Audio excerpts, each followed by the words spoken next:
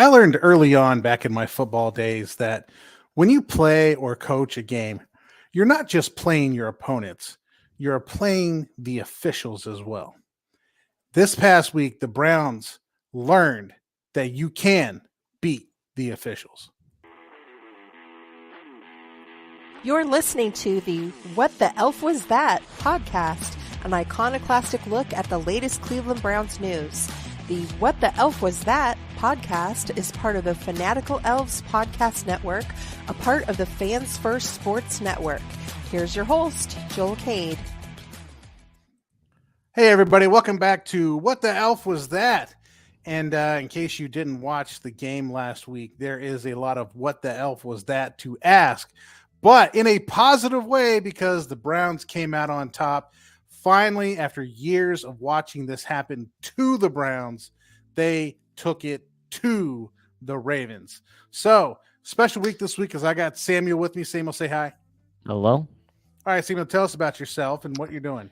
So I am a podcaster here. I'm based in Arlington, Texas. So I'm a bit far away from the Cleveland area, but I still follow them the best I can.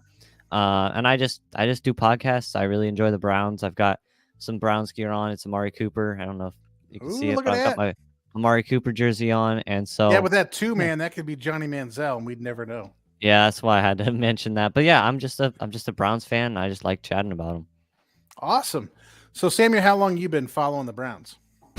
I mean, since Baker Mayfield was drafted, that's kind of when I started paying attention to the Browns. Oh, that whole Texas thing, huh? Yeah. Did we gain you with Baker, and then you just stayed on after? Yeah, you kind of Baker was not the thing. Yeah, but I think I supremely started following. Supremely might be the wrong word, but I started intently following the Browns about Deshaun Watson's arrival. I think another Texas guy coming, right? Mm-hmm. Another guy from Texas. Yeah. Look at that. See, now we're importing them from everywhere. All right, so Samuel, let's get right at this. I know you're doing a Browns podcast for the Fans First Sports Network, right? Yep. All right, what's your podcast called? It's called Browns Breakdowns. So BROWNS BREAKDOWNS. There's no space in between either. And what do you primarily talk about on Browns Breakdowns? Just all the Browns. I have 2 episodes per week. I have one on Wednesday at 3 p.m., which is a recap of the previous game on Sunday, and then on Saturday at 3 p.m. I will release a look forward episode that is projecting what I hope to happen in the upcoming game the next day. Awesome. So guys, check that stuff out. Check out the Browns Breakdown, but always remember to come back to What the Elf Was That, where we ask all the questions that you're thinking that nobody else is willing to answer, except me. I'll take them all on. All right, so big game this past weekend. We saw the Cleveland Browns take out the Baltimore Ravens. That is the Ravens and the refs at the same time. Combined. Yeah, their anime TV total show. Effort. Had to smack that down. I mean, before we get into that, I wanted to tell a story. I think some of you who've listened may have already heard this story, but I grew up in a part of Ohio that has a pretty intense rivalry. I grew up in Piqua, and I now live in Troy, and that's a big rivalry for those of you who are aware of what that is in Ohio. And I, played in Piqua, and we knew when you're going to Troy that you're going to get a call. The refs are going to call some terrible thing, and they're going to be on the side of the Troy team, and you're going to have to just beat the officials, right? That was never a question for us. You're just going to have to beat the officials if you're going to win this game. So we knew going in, something stupid's going to happen, and they're going to get an extra first down or whatever, and you're going to have to just do it. But that's as a player, and you're thinking, okay, as a player, we can see that crap, whatever. But then when my kids started going to Troy High School and I got involved in that program, one of the things I used to hear the coaches talk about is Pick was coming to town, so we know we're going to get some calls from the refs. We just have to take advantage of those calls. And that's when I realized this referee thing is a real deal. So no matter what Pat McAfee or anybody else wants to talk about with, oh, this is garbage, it's not WWE, it's all scripted, all that stupidity, all of which is designed to make you, or people who think that this stuff is real, is really a bunch of foolhardy, stupid people who don't know anything. This referee thing is a real thing. It's a real thing. It goes on. So I'm telling you, when the Browns have to beat the refs, they have to beat the refs. So what did you notice in the game, Samuel? Man, it was just a lot of bad calls. And I mean, we played well. I mean, we definitely had a good game. Of course, the first probably quarter and a half, I think, was that initial pick six really got me kind of put a sour note on the whole game. But obviously we won, so that made up for it. But it was just a lot of referee really screwing up the Browns, just making it hard for them to do anything because we'd finally get a stop and the Ravens would do something silly and they'd get a call and they would move it up, or Browns would be third down and we'd get the first down and then something would happen and the referees would push it back and we'd have to punt. It was just a really hard. Yeah, I mean, the officials have real ways of controlling NFL games. They really do. When I was in Dog Pound Daily, I remember getting upset over a first down call that wasn't called, even though the ball was clearly past the marker. So I did this whole article on what constitutes a first down in the NFL. And I would strongly suggest all of you go back and read this, because what you think of first down in the NFL is really not what you think it is. And referees give and take away yardage from teams all the time.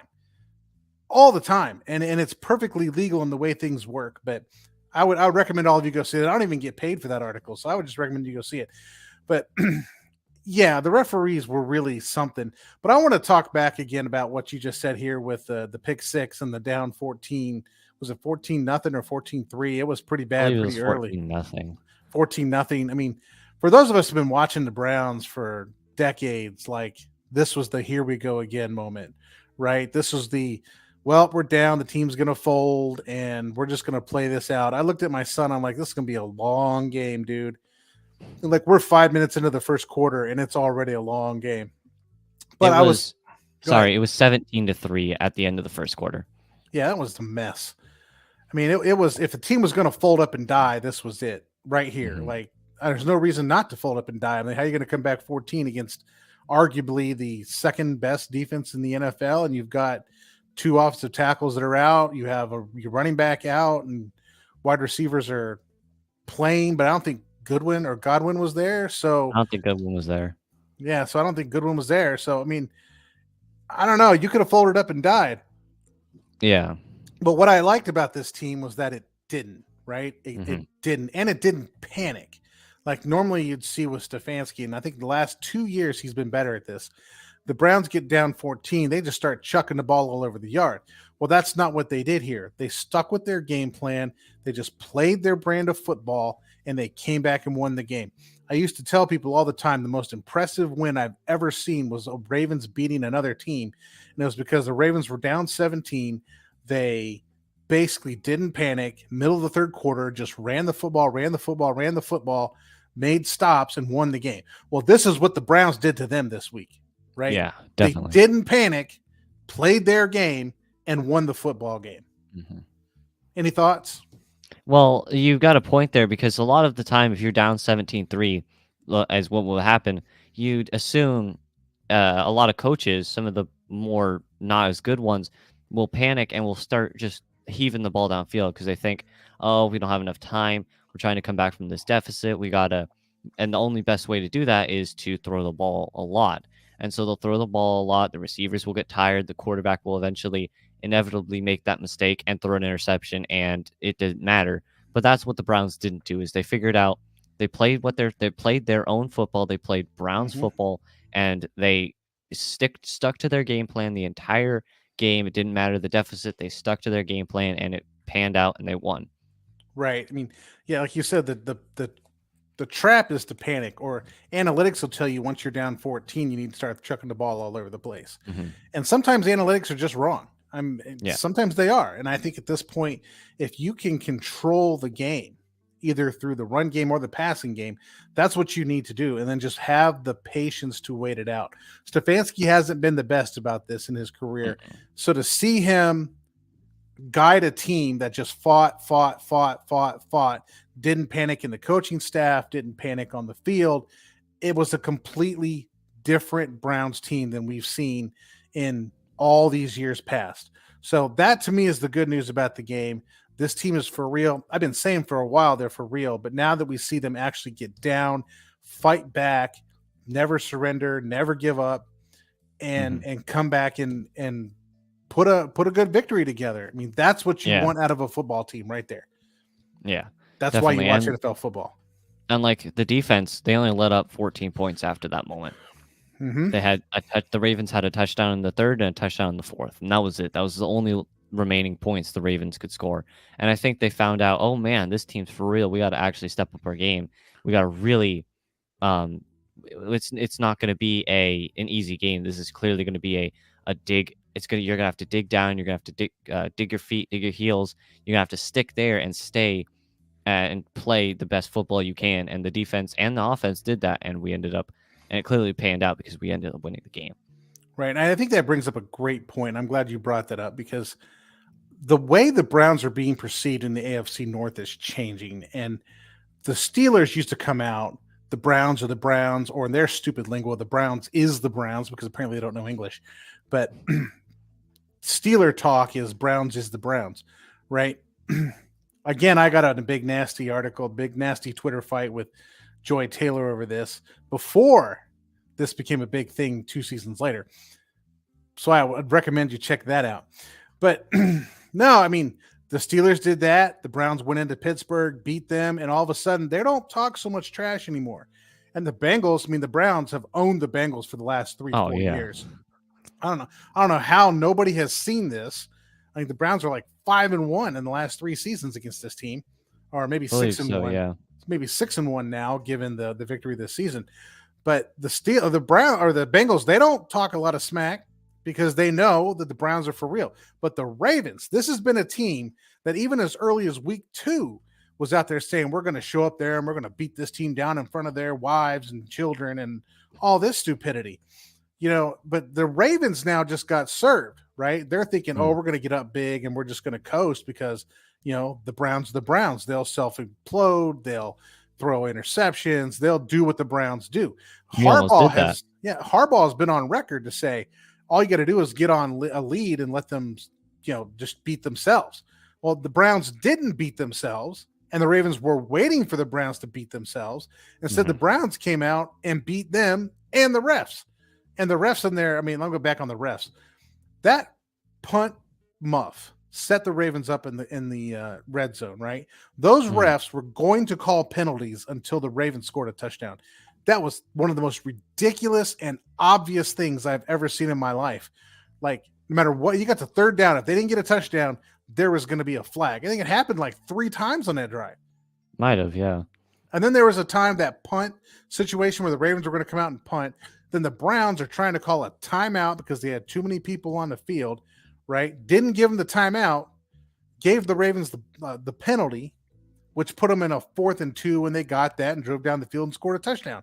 It's stuff like this that, like, normally you get the timeout in that situation. How many times have we seen some team have 12 men on the field and then they get the timeout to call to negate the penalty? Well, the refs wouldn't give it to them, right? It's just little things like this that really severely affect the outcome of the game. But a good team knows you have to defeat the officials.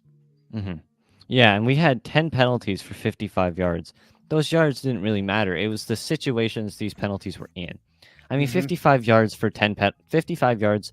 I mean, the Ravens had more yards, penalty yards than us with 64. But 55 yards penalties, it didn't affect the game.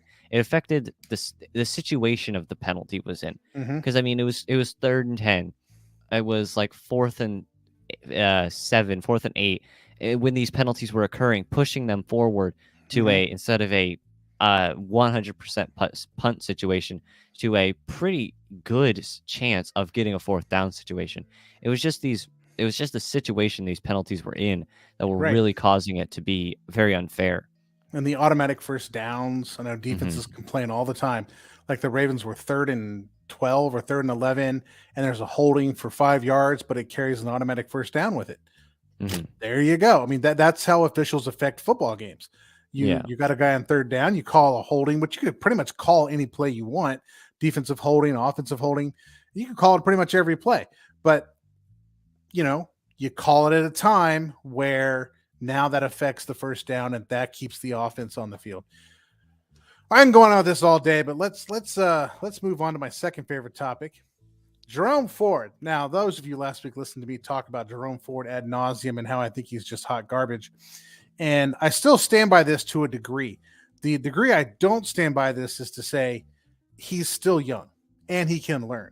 And I remember watching the very first play of the game before the interception, and I thought, holy crap, we may actually win this game. Then the next play, they had an interception for a pick six.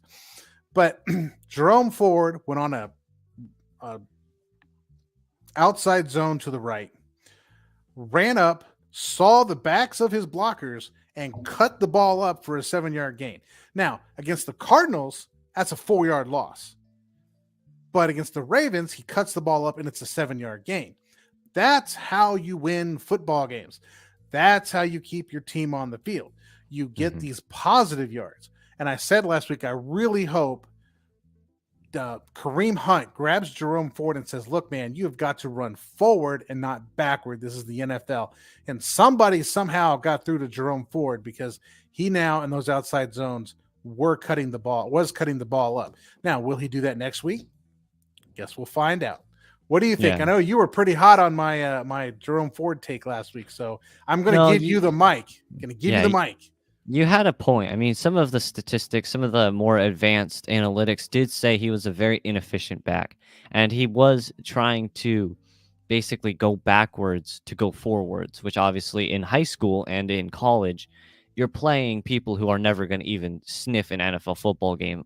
Occasionally, you're playing these people who are literally never going to even touch NFL, but these people are the 0.1 of the 0.1. I mean, these are the best of the best. These players have made it all the way there, and there's specific reasons they have made it all the way there because they're good. And so these situations where Jerome Ford was running backwards and running forwards would be a 4-yard gain in college, but it's going to be a 4-yard loss in the NFL because they are very, very, very, very good in the NFL. And I think that's something he's learning, is that you cannot go backwards. You must go forwards at all costs. Even if it's a 1-yard gain, you still went forward. So I think he needs to learn how to push forward. I think he is starting to show that. He is pushing forward. He is finding the holes quickly and pushing into the holes. And I think he does have a chance to learn. I think he still has a very good chance to be a pretty good player. Well, I think he'll be. I mean, if I will reverse track and say this, if Jerome Ford can consistently hit the hole on those outside zones. Now, the Browns didn't run a lot of outside zones last week, but I did not last week, but against the Ravens. They didn't run a lot of outside zone against the Ravens. Didn't run a lot of inside zone against the Ravens. They just didn't run a lot of zone against the Ravens because you don't run zone against that team. That team is built to stop zone plays. With Roquan Smith, with Patrick Queen, those guys are big and fast enough to stop any zone play you got going on. So what teams do is run power, pin and pull, some of those type schemes where you have a guard moving to trap somebody, or you have a tackle pulling to trap somebody, or you have an H-back pulling to trap somebody, and create a hole, like you burst open a hole like the jaws of life. Jerome Ford is very good with that. And I was saying this last week on this podcast and other podcasts I was on. If you give him a defined hole, he can run up that hole and gain you some yards. So I really thought, if you listen to the Fanatical Elves podcast, I did say that I thought Jerome Ford was going to have a breakout game. But the breakout game was going to be based on the idea that they're going to run basic power schemes and traps and pulls.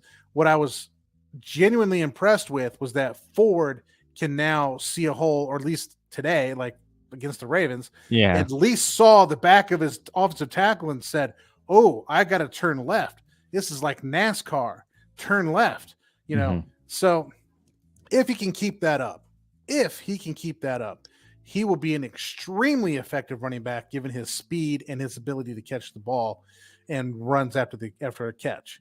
And he's strong. He's a strong running back too. He has the capability of, he's not as strong as Nick Chubb, but he's not a Jonathan Taylor who's more of a elusive, I'm going to beat you in a sprint kind of player. He definitely has the capabilities of being a strong running back too, which adds another dynamic, like a Derrick Henry, where he's slower, but he can just push you right off. He doesn't care. Well, I think Jerome Ford is fast, not as fast as Nick Chubb. I would, at his ceiling, I think Jerome Ford could be Nick Chubb light. Not as fast, not as powerful, not as great a vision, but extremely effective. Okay. Yeah. At his floor, he's just hot garbage. And I think we've seen the floor. So let's see if we can get up toward the ceiling. All right. Right now, we got to take our break. Hang on. After the break, we'll get into the Ravens hate. What better week to do Ravens hate than a week that you beat the Ravens? Plus, stick around. I'm going to school Samuel on why I hate the Ravens so much that I dedicate an entire segment every podcast. I'm excited. Trashing this team. All right, so hang on.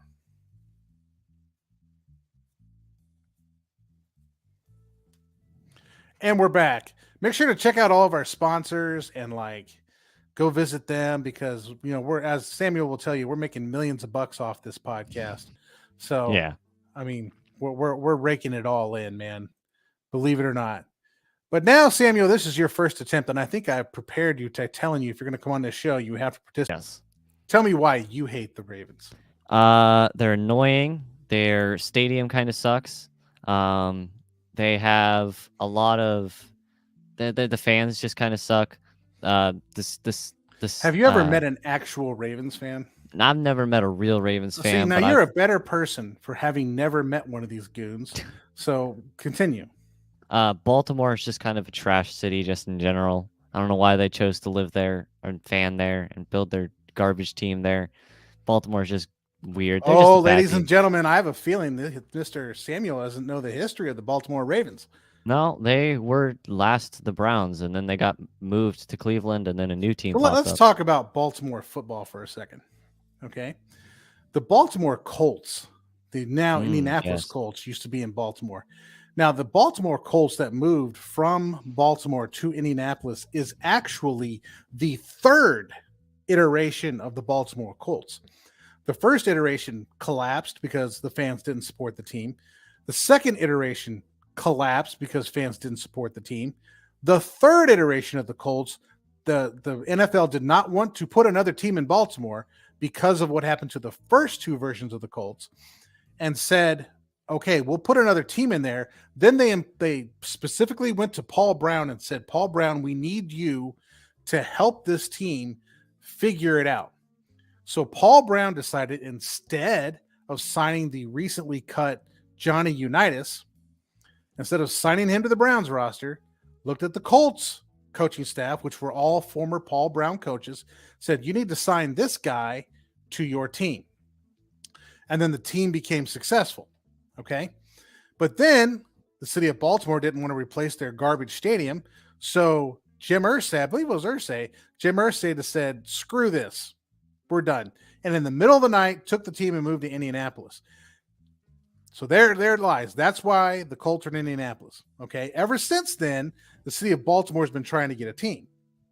And there's a whole lot of stories behind this, but ultimately it was the meeting of the perfect situation where Art Modell had wasted so much money that he couldn't even afford to pay, with all the TV money, couldn't afford to even pay the salaries of his players, was in so much personal debt that the city of Baltimore, after having tried and failed on numerous occasions because the NFL had enough of teams in Baltimore because the city never supported them, never took care of them, never took care of the stadium, none of it. Okay. The NFL said enough is enough. We are not going back to Baltimore. And after having failed twice to garner an expansion franchise in Baltimore, the city decided we are now going to set our sights on making a team move from their position to Baltimore. Okay. I'm sure this is all history, all of you know. But Art Modell was in so much debt personally and the team, and was leveraged to the tilt that the city and state of Maryland and the city of Baltimore bailed him out, paid him an exorbitant amount of money on top of bailing him out, and built a brand new stadium and everything that's actually sitting there now. And thus he up and moved the team for personal gain on to Baltimore. He was actually trashed and ripped by everybody. There's a Bob Costas rant that's actually worth watching if you haven't watched it. But that's not my personal reason for hating the Ravens, although it is difficult to watch a team that was set up by Bill Belichick and set up to be successful move to Baltimore and pretty much use that blueprint to be successful in Baltimore. That's really irritating. But the reason I personally hate the team is that I was in college. I was 21 between my junior and senior year of college, and it was my junior year, and I was an avid Browns fan. This was before Sunday Ticket, so you couldn't even watch the stuff. I had to get on the computer or read the paper the next day to find out who won, or watch ESPN, right? Middle of the season, this turmoil just breaks loose, and my team moves and becomes something completely different. And you got to watch Art Modell up there laughing and joking it up, all this kind of stuff. And I just that was it. That's my team, and they destroyed it. And it's a very personal thing for me. So to me, this team is hot. They can just go all burn in hell. They can go to hell. Yeah. All of them. All of them. The mayor gets up there and, the Browns are moving to Baltimore. I'd like to punch him every time I see that thing. And that was a very real moment in my life. It wasn't like something you read about in the history books. This is something I was right there front and center watching unfold as fans basically tore down Municipal Stadium. And I mean, it was a real thing. It's like, you don't remember 9/11, I'm assuming. No, I wasn't alive then. That's okay. I remember 9/11. Okay. So the United States was one country before 9/11. It's another country after 9/11. The Browns are one team before the move, and they're a different team after the move. And the ethos of who the Browns were, that team that won all those championships, that was super successful, is still that same ethos that kind of carries the Ravens without all the nastiness and cheating and vileness that they've imported because, well, it's Baltimore. Yeah. They also have a Harbaugh on their team, so that just makes them extra worse. Those guys are some crybaby crap, man. I remember I mentioned on the Fanatical Elves podcast, what would it be like to grow up in that household, man? Anytime you punish this kid for doing something blatantly, obviously wrong, that kid had to just stand there and argue with you nonstop. I mean, I want to reach through the screen and slap the guy, and I'm not even his parents.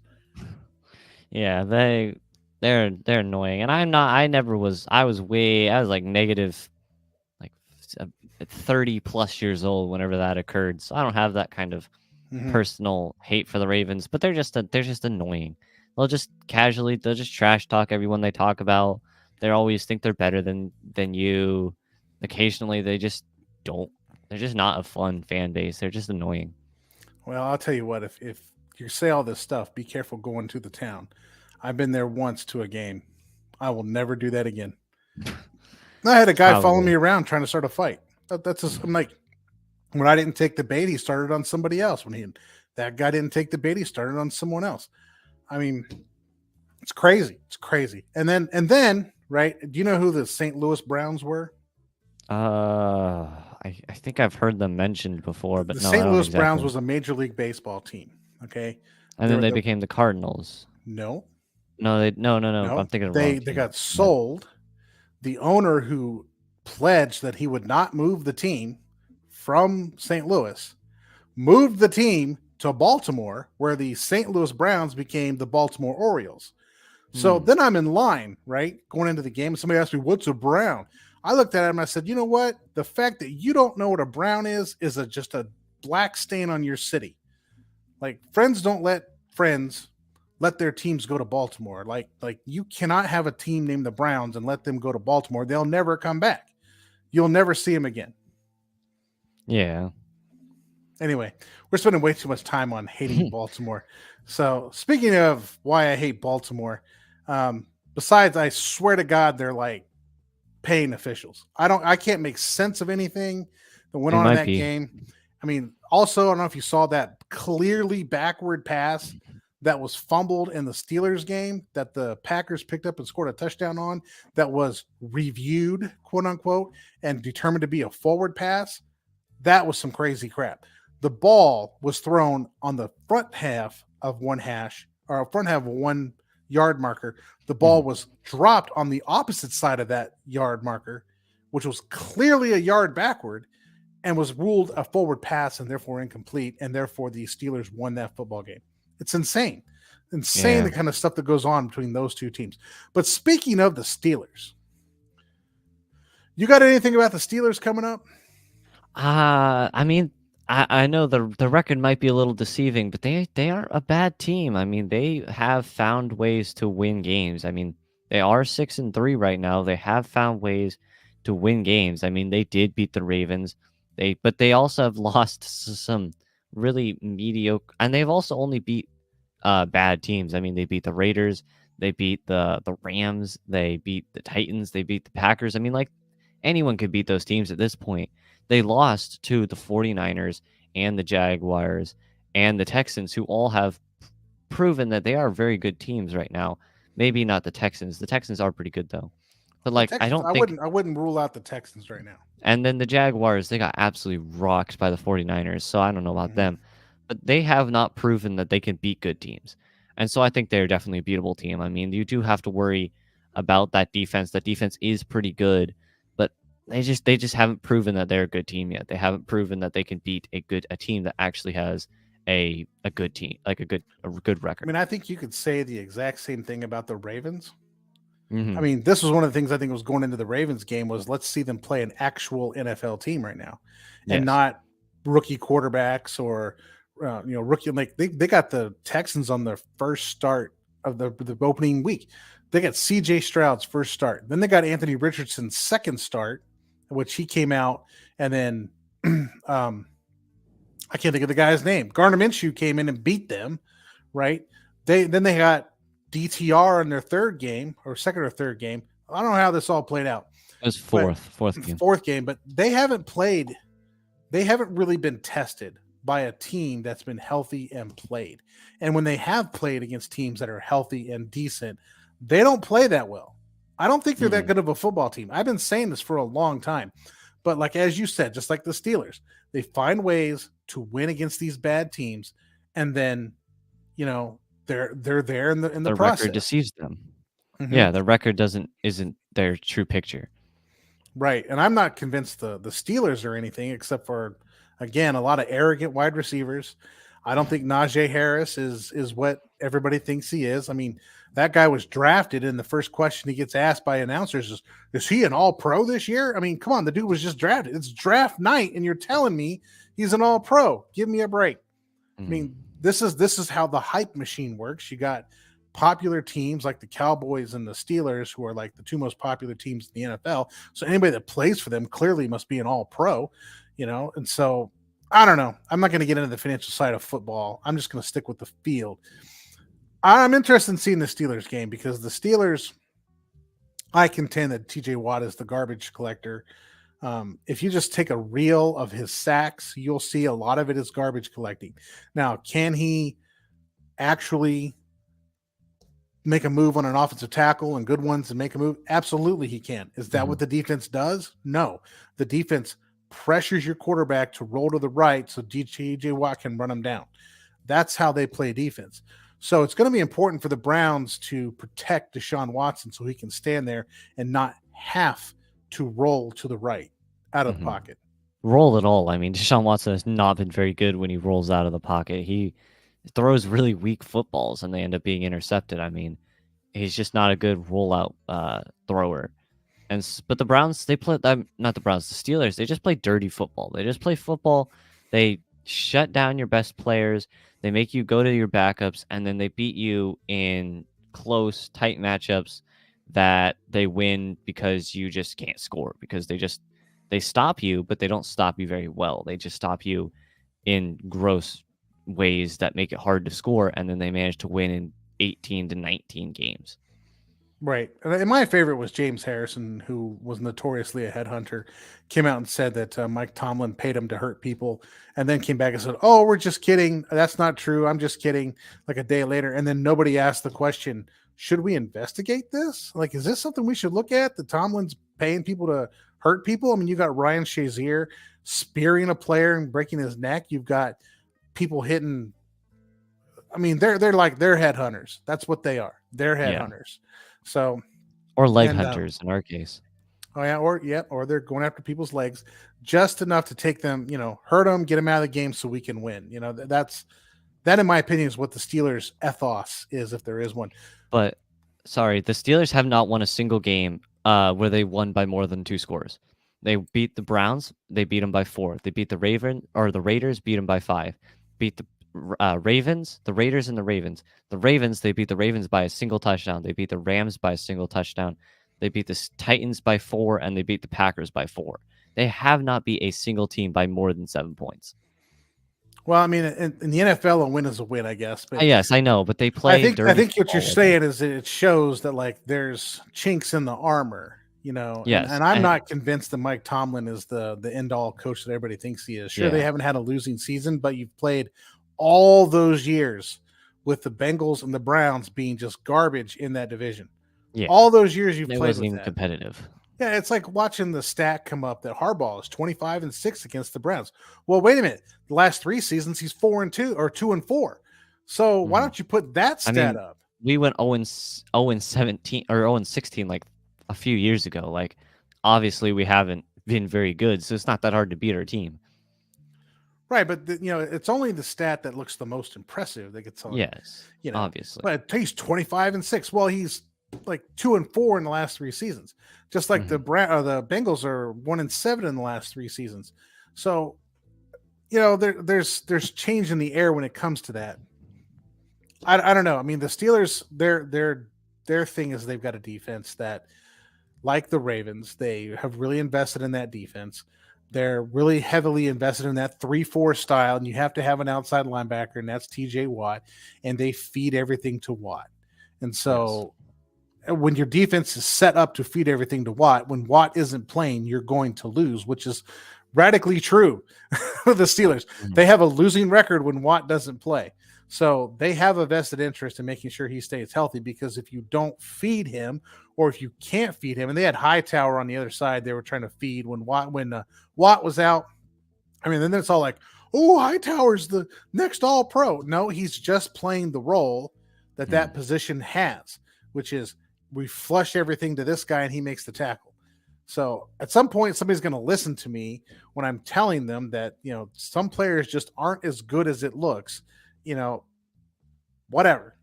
I think the Browns have got to like pound at TJ Watt. They need to run the ball at TJ Watt. Okay. Just pound at it. That's how you neutralize a player like that, is you push the ball toward him. So run outside zones at him, trap him, anything you got to do, but just you got to make his life a nightmare on that defense, because I don't think there's enough people on the defense to really make up for that once you've done that. Yeah, but the Steelers, if you look at their stats, they have not won a game, or they have not scored more than 25 points in any of their games yet. Or actually they did once, and it was against the Browns. They have not scored more than 25 points. They also, what was the other statistic? They also, or it wasn't a statistic, they're like the last year's Vikings. Last year's Vikings were 12-5 because they won 9 one-score games, and they showed that they weren't actually a serious team because they got destroyed by the Giants in the week 1 of the playoffs. And so I think the Steelers are an exploitable team. I think they are beatable. I don't think they're this invulnerable team that will win you, that'll beat you, and that'll stop you, and you can't run the ball on or you can't pass the ball on. They're definitely a beatable team. Mm-hmm. Well, I think I'm going to pull back here. I think that what happened after this last game with the Ravens is that the Browns are now in control of their destiny in terms of their division. Okay. They're split with the Ravens, although I think the Ravens still have the tiebreaker with points, right? If they beat the Steelers, they can split the Steelers, and that'll just come down to a point differential. If you beat the Bengals again, even if the Bengals beat you, okay, you still may have control of that situation given the point differential from week 1. So if you can take on the Steelers and win this game, you're going to be in the driver's seat of what happens here. And I do think we're going to see a more collapse of the Ravens once they start playing better opponents. And they're going to have to play better opponents because, you can't play anything worse than what they've already played this year. At some point, rookie quarterbacks get 6 or 7 starts and they actually play well. So the days of playing 4 teams with rookie quarterbacks making their first or second start, those days are over. Okay, they're done. So now you're going to have to actually beat actual football teams. Yes, they've got the Bengals next week. Then they got the Jaguars and the 49ers and the Dolphins. They could go 0-4 on those 4 games. I mean, those are serious teams. 49ers, probably the best team in the NFC. Jaguars, they, depending on how they have been doing, but they're still good. The Dolphins, I mean, they're capable of, obviously, we've seen it dropping 70 points on you if you're not careful. So, and then they do have the Steelers, the Chargers, and the Rams. I mean, the Rams aren't serious. Chargers, who knows about them? They're not very Depends good on right where now. Justin Herbert is with his finger. I mean, if that thing Yeah. comes back and he can start throwing the ball around the yard, and you get Bosa healthy, and you get everybody on that defense working out, that could be a tough game for them. I mean, they've got 7 upcoming games. They've got 7 left games. I think that it is possible that they could go 2-5. I think they could only win 2 more games at the end of by the end of the season. I mean, they do not have an easy rest of the schedule. Well, that's because they front loaded. I was pointing this out back in April that their schedule is front loaded, right? Like I saw the first week against Houston. I thought this is ridiculous. This is like the college level warm up game. I even pointed it out on my podcast. Like the Ravens have the week 1 warm up game against the Houston Texans because you got the rookie quarterback on their first start. And then it just kind of happened to fall that way for them for 3 or 4 weeks where they're just playing rookies that either thrown in there or just not ready to go. And I don't know. I can see them beating the Jaguars because Trevor Lawrence still, in my opinion, is not. I mean, he's an average quarterback, but he's not a top 10 quarterback. And the way you beat Trevor Lawrence is you pressure him. And what the Ravens do well is pressure. So if Trevor Lawrence has what I call Baker Mayfield disease, he gets pressured, he runs to the right. You can make that happen all day long. I could see this. I don't know if the Steelers play the Jaguars. We're playing the South. We'll play the Jaguars too because we're playing the South. So the Steelers will have to play the Jaguars at some point. That's tailor-made for the Steelers. Like Trevor Lawrence is like a dream come true. He's like a TJ Watt, like I'm going to get sacks machine because they're just going to pressure him to run to the right. And all he does is run to the right. And once he runs out to the right, his accuracy just goes in the toilet. So that's a game the Steelers could win pretty easy if they haven't already. Doesn't appear that the Steelers actually have to play the Jaguars. They already did. They already played the Jaguars and they lost. Okay, they played the Jaguars and the Jaguars beat them? Yeah. Okay. 20-10. Okay, well. So they already got that through, but they have a pretty easy schedule. See, their schedule is kind of cheap. I mean, they have us, then the Bengals, then the Cardinals, and the Patriots and the Colts. I mean, all 3 of those teams are completely garbage.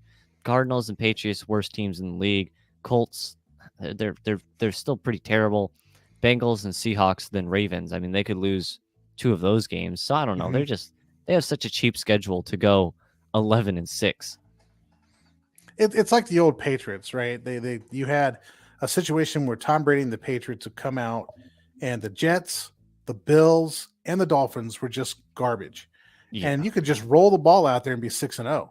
So if you could just go 4-4 or 4-6, right? If you go 4-6, let's say you lose 4, you go 4-6, you're still 10-6. Yeah, and you're still going to win the division because the other 3 are because the other 3 are just garbage. I mean, this is the thing that like people don't understand about that whole Patriots run was that when you roll the ball out there and you got 6 wins because you're playing hot garbage for 6 games, it's not that hard to win the division. And a lot of times they did have losing records outside of their division, but because they won their division, they can get the number 1 seed because when you're gifted 6 games. So it's a good team. They're a very good team that those Patriots teams were, but they were gifted a lot because of the division they were in. And the Browns don't have that. If the Browns walked out into a division right now with this team and played 3 teams on the level the Jets, the Dolphins, and the Bills were back in the day, I mean, yeah, we'd probably be 6-0 right now. We'd probably be 6-0. 10 wins right now. Mm-hmm. You're looking at 10 wins just for showing up. Anyway, there's my rant about football. The New England Patriots. I mean, I like the Patriots. I just don't think they're what people think they are because people fail to see just how much crap was in the AFC East at the time. Super Bowl win's a Super Bowl win. Don't matter if it's gifted to you. They still won 6 Super Bowls. Yeah, so they won the Super Bowls, but when you have to play 1 game, 2 games to get to the Super Bowl as opposed to 3. Yes, I know. Yeah, but a Super Bowl win's a Super Bowl win. You get a bye week, and you got everything kind of lined up for you. So anyway, yeah, the NFL did a lot to line up that game, and 2001, after 9/11, the Patriots winning the Super Bowl. Go back and watch that Super Bowl. I might have to find that. Go back and watch that Super Bowl. You could probably find that on NFL YouTube. Plus or I might be something. able to find that on YouTube. Yeah, just Plenty go of back and stuff on watch that YouTube. Super Bowl. Well, I think that comes up with all of our time this week. Thanks for joining the show, Samuel. Yeah, I really like it. It's fun.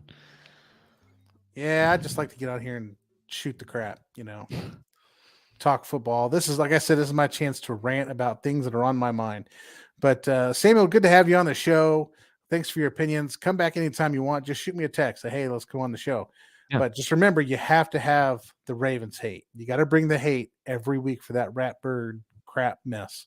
So, and I know you fans out there, you love the Ravens hate too, or you wouldn't listen. And by the looks of it, you don't. So, hey, have a great week. Thank you for listening to the What the Elf Was That podcast. Please like, subscribe, and tell all your friends to give a listen. You can follow host Joel Cade on Twitter @TheLeftGuard.